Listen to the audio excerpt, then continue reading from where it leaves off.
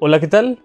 Sean bienvenidos nuevamente. El día de hoy seguiremos hablando de la escuela de Leipzig, la primera de su clase. Como ya sabemos, Wilhelm Wundt fundó la psicología experimental dentro de los laboratorios. En el capítulo anterior, conocimos un poco de su biografía. Conocimos algunas de las pretensiones que lo llevaron a intentar formar la ciencia de la conducta, o ciencia de la conciencia. Entre estos podemos subrayar el pensamiento newtoniano, que con respectivos matices fue lo que devino en el positivismo. Tras 20 años de experiencia en laboratorios, y siendo contratado como profesor de filosofía, siendo un médico, Wundt fundó un modesto laboratorio que a la vuelta de los años tendría fama mundial.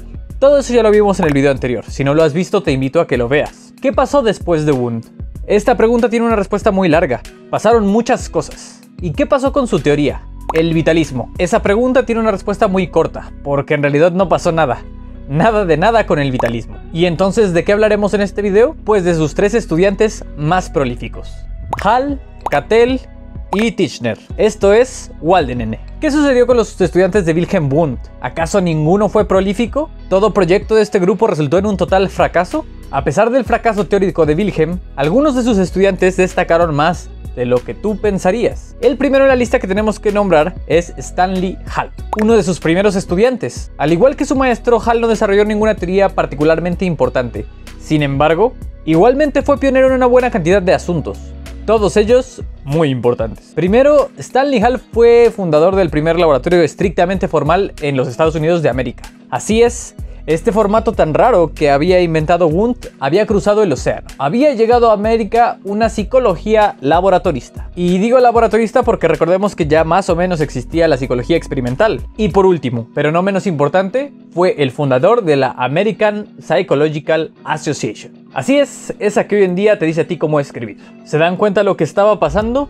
América habría heredado a Alemania la estructura laboratorista para hacer psicología. Un estudiante de Wundt fue el responsable de una de las instituciones más importantes para la psicología aquí, en América. Y es que Hall fue un hombre muy afortunado desde un punto de vista académico.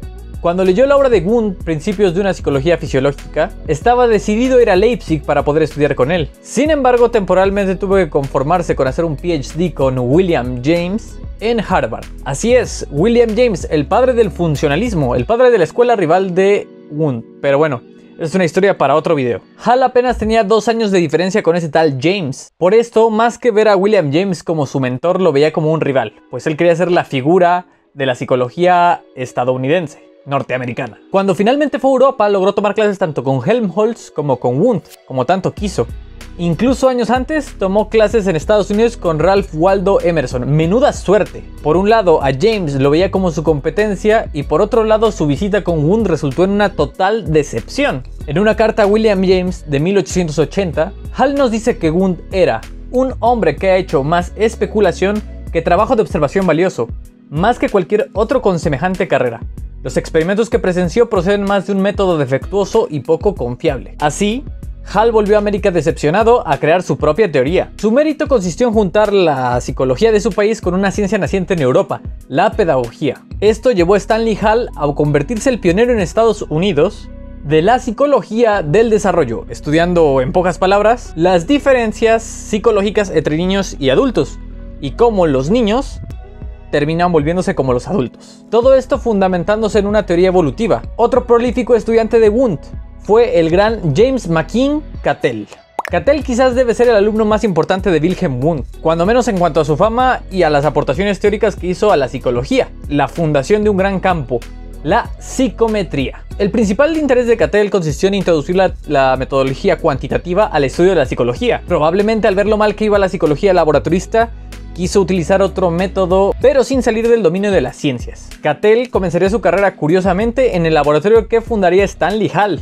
Así es, los 2 estudiantes más importantes de Wundt trabajaron juntos en 1882 en la Universidad de Johns Hopkins. Después volvería a Leipzig, donde ya había estado antes, en seminarios con Wilhelm Wundt, y pasaría algún tiempo trabajando en experimentos de reacción. Como vimos un poco en el video anterior, Wundt utilizaba parámetros raros, los parámetros de la introspección. En experimentos solía medir cosas como elección, percepción o asociación. Cattell no estaba de acuerdo con las interpretaciones que Wundt hacía sobre los experimentos de reacción. La forma en que fluctuaban los tiempos de reacción parecía Parecía más fácil entenderlo como un proceso del entrenamiento que como un procedimiento mental. Sin embargo, McKim-Cattell encontró en los experimentos de reacción una herramienta valiosa. Con esto, comenzó a estudiar fenómenos más positivos y parametrizables, por ejemplo, la atención durante el estudio, los efectos de la fatiga, la legibilidad de distintas letras del alfabeto, entre algunos otros. Antes de involucrarse en la psicometría, Cattell también incursionó en una naciente ciencia llamada psicofísica. ¿Les gustaría un video sobre la psicofísica? Este estudiaba la precisión de la percepción de un individuo bajo distintas condiciones ambientales. A diferencia de Hall, Cattell sí que sentía afecto y buenos sentimientos por su maestro Wilhelm Wundt.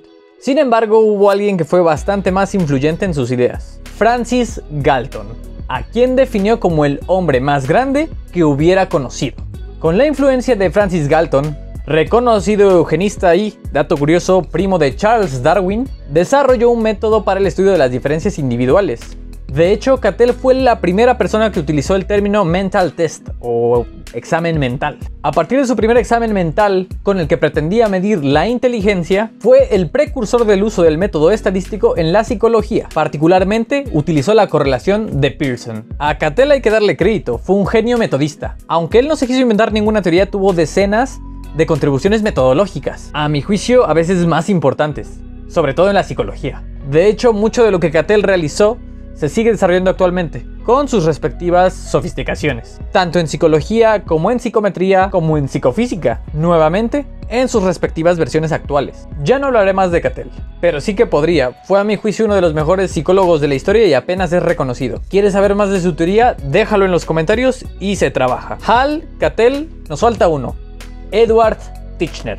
Edward Titchener fue el padre del estructuralismo, una añeja corriente psicológica. Es común escuchar que Wundt fue el padre del estructuralismo, por esto del funcionalismo y el estructuralismo en psicología. Esto es falso. El verdadero padre del estructuralismo es Edward Titchener, el heredero de la teoría de Wundt que la llevaría a los Estados Unidos.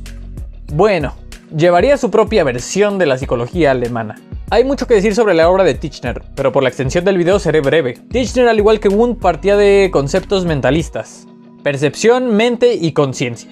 Titchener definía la conciencia como la totalidad de las percepciones aquí y ahora, la mente como la totalidad de las percepciones que uno tiene a lo largo de la vida, y la percepción la definió como un conjunto de sensaciones organizadas de manera uniforme y de un número determinado. Las sensaciones serían los átomos que el psicólogo tiene que estudiar. Al igual que su maestro, entrenaba a las personas para que describieran sus estados internos, método que nunca demostró tener resultados consistentes o confiables. A Titchener en América lo podemos rescatar como el único genuino representante de la escuela alemana, el portador de su versión de lo que vio la escuela de Leipzig en América, siendo Hall y Cattell los herederos americanos. ¿Qué fue del estructuralismo de Titchener? Pues al igual que el vitalismo de su profesor, fue una idea que murió con él. Pero entonces, ¿qué aportó toda esta gente? ¿Cuál fue el sentido de estar hablando de la escuela de Leipzig? Pues quizás no fueron los defensores de la escuela de Leipzig los importantes de esta historia, sino las personas que atacaron sus ideas. Eso lo veremos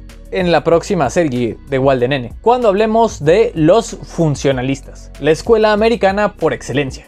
Hasta aquí el video de hoy. Si quieres saber más sobre alguno de los temas, por favor, házmelo saber. Ya habrá tiempo de hablar más de los experimentos de todos estos autores, de otros detalles biográficos bien importantes, pero por ahora, eso es todo. Muchas gracias y nos vemos en tu próxima visita a Igual de Nene.